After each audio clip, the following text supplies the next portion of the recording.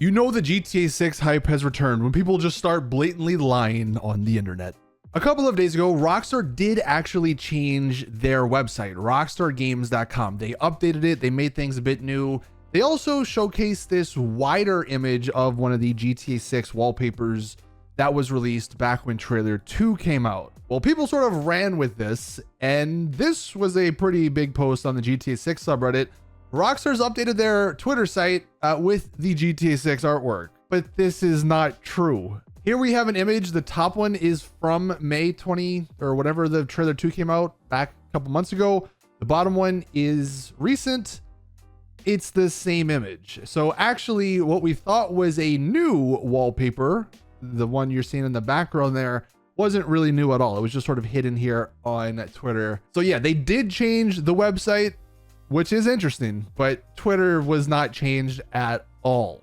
The big news though was actually we had another Jason Schreier GTA 6 bomb on Blue Sky or whatever. Yesterday, Grand Theft Auto 6 maker Rockstar Games fired dozens of people, all of whom were involved in union efforts. A British union calls it blatant and ruthless union busting. Take-Two Interactive says it was due to misconduct. And we will read through the actual article here, but Rockstar, I don't know if they'll ever beat the bad company allegations. Like, yeah, they make the best games, but Jesus, behind the scenes, man, like, what are they doing? Why can we not treat the developers like humans? Why can we not give them protection? They are the people who, in the end, actually make the game. So yeah, the dark side of Rockstar, it is still continuing. Now, if you're worried about GTA 6, the game, and if firing people like this close to launch would affect it, they only did fire 30 to 40 people. And I think there's what, like 6,000 people that work at Rockstar and are working on GTA 6. So, you know, more than likely it's not going to affect the game at all. But again, it's a very, very scummy thing to do. And it doesn't say, you know, what they were, you know, I guess working on, but they just terminated 30 to 40 staffers across multiple offices in the UK and Canada on Thursday. All of these people were in a Discord group, and I guess that's where they were talking about trying to unionize. And here we have a quote from the president of the IWGB. This flagrant contempt for the law and for the lives of the workers who bring in their billions is an insult to their fans and the global industry. But if you do want to shoot Take-Two some bail, although you probably shouldn't because they're a, you know, multi-billion-dollar company. Allegedly, they said these firings were for gross misconduct and for no other reason. So, you know, there is maybe a chance that these people were doing some shady stuff in Discord. Who knows? And if you're wondering why this is a big deal, here's just a simplified response in the Reddit comments.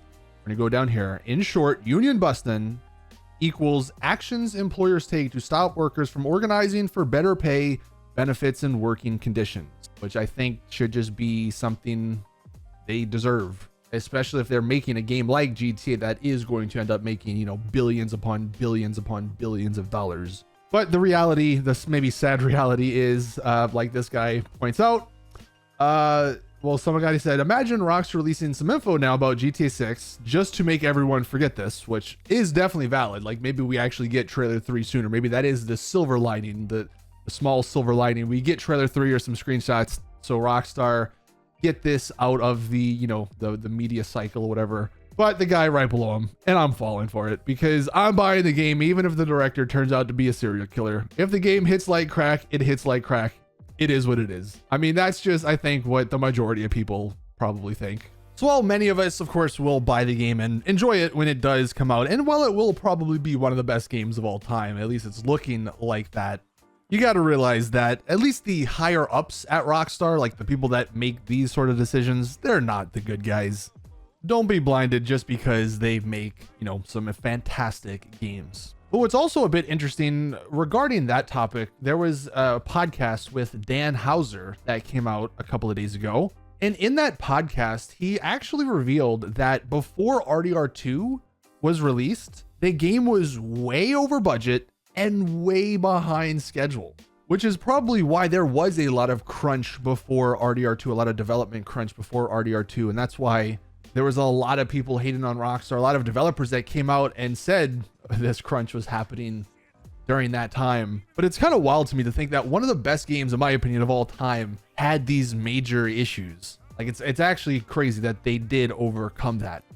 But I did think this sort of tied in with the Bloomberg article, just because honestly with GTA 6 you might end up seeing the same sort of stuff. I mean, hopefully that doesn't happen for the developers' sake, but the scale that they're trying to make GTA 6 at, like, man, how do you not have crunch, even though it's been however many years that they've been working on it? Like, maybe that's why some of those developers were trying to unionize, because they saw some of that stuff coming. I don't know, it's obviously just speculation at the moment, but I did think that was interesting. There was a couple other little tidbits from that podcast. This one was actually about GTA 5 single player DLC. They were apparently halfway done with it before it was scrapped. So we really missed out on some pretty good sounding DLCs for single player, all because of GTA Online. One of them, of course, was this Agent Trevor DLC, where you would have played Trevor as an undercover federal agent. I believe this was repurposed into the Doomsday Heist, some parts of it at least. But yeah, the fact that they were halfway done and they scrapped it, that's a little crazy to me. Here's a couple other non-GTA related things, just Rockstar related things. If anyone remembers, there was another game Rockstar was allegedly working on called Agent, and that game was canceled because spy stories simply don't work as video games the same way they do in movies, apparently. So I guess Rockstar just didn't, they felt like they couldn't make a good spy story game. So I guess if you're a fan of that genre, unfortunate for you, you ain't getting one of those games from Rockstar. And then this one was one that honestly is kind of mind-blowing. Rockstar doing a medieval game. They played around with a knights game, apparently, that would have had mythological elements. So basically Rockstar makes Skyrim. That would have been very, very interesting, but they never got very far with it. So I guess we'll probably never see a Rockstar Skyrim-esque game, given that it took, what, 10 plus years for GTA 6. GTA 7 might take 20 years, who knows? And then you have RDR3. And if Rockstar want to, go back to any of the other games, who knows what they'll do with that. But this one sounded kind of cool. It's just unfortunate. It looks like we're never going to get that. But those were some of the bigger things that happened over the last day or two. Very interesting stuff. I don't think it'll really impact GTA 6, the firings of those people. I mean, it's obviously very unfortunate for them, but I don't think that'll really impact the game. The only thing it could impact is, again, maybe they release some screenshots or some news or some trailer 3 tidbits or something like that sooner rather than later, just so we as the community don't really, talk about that as much. And maybe there's been some rumblings behind the scene that this actually will be happening, because this morning, Tez2, one of the bigger GTA leakers or data miners, whatever you want to classify them as, said instead of worrying about delays, some of you better start translating once the French, Italian, Spanish, German, Japanese, etc. previews drop. Does he know something? Maybe that we don't, and previews are coming soon. Maybe not, because I'm sure you'll see a lot of clickbait with that post, but he did clarify himself a little bit later.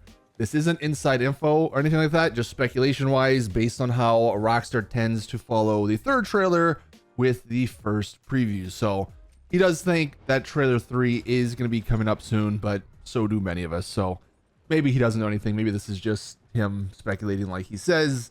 But if you want a glimmer of hope, maybe he knows something and he's just not letting us know, but probably not likely. Anyway, that is going to do it for today's GTA 6 video. We are now in the month of November. So yeah, hopefully this ball gets rolling this week. Later this week, we have the Take-Two earnings call. Maybe that's when Rockstar announces something. So we'll be on the lookout for that. But thank you guys for watching. As always, please drop the video a like if you did enjoy. Subscribe for more GTA 6 content. And as always, I'll see you guys in the next one.